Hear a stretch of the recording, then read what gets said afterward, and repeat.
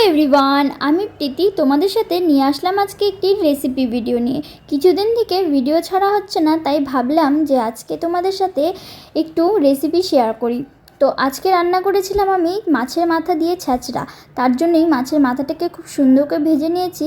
আর সেই মাছ ভাজার তেলের মধ্যেই আমি ফোড়ন দিয়েছি 5 ফোড়ন, গোটা জিরে আর শুকনো লঙ্কা, তেজপাতা, আর দিয়েছিলাম আদাটাকে খুব সুন্দর করে লাল লাল করে ভেজে নিয়েছি। না তো আদার একটা কেমন জানি গন্ধ করে, তাই আমি খুব সুন্দর করে আদাটাকে ভেজে নিয়ে দিয়ে দিয়েছিলাম সেই কেটে রাখা সবজিগুলো। আর দিয়ে দিয়েছি কিছু চেরা কাঁচা লঙ্কা আর পরিমাণ মতন লবণ, হলুদ দিয়ে আমি কিছুক্ষণ ঢেকে ঢেকে কষিয়ে নিয়েছিলাম। এরপরেই আমি দিয়ে দিয়েছি এর মধ্যে জিরে গুঁড়ো, আর জিরে গুঁড়োটা দিয়েও আমি বেশ কিছুক্ষণ কষিয়ে নিয়েছিলাম ঢেকে ঢেকে। সেটা আর তোমাদের সাথে দেখানো হয়নি। এরপরেই আমি দিয়ে দিয়েছি একটু পরিমাণ মতন জল দিয়ে ফুটে আসা পর্যন্ত আমি ওয়েট করছিলাম। তারপরে দিয়ে দিয়েছি সেই ভেজে রাখা মাছের মাথাগুলো। এখন এত তাড়াতাড়ি দিয়ে দিয়েছি কারণ মাথাগুলো একটু সফট না হলে ভালো লাগবে না খেতে।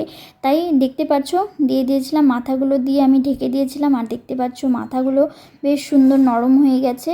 এখন আমি একদম ঝুড়ি ঝুড়ি করে মাথাগুলোকে ভেঙে দিয়েছি।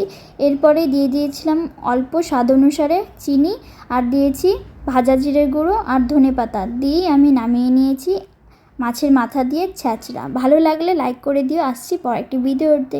Tata, by.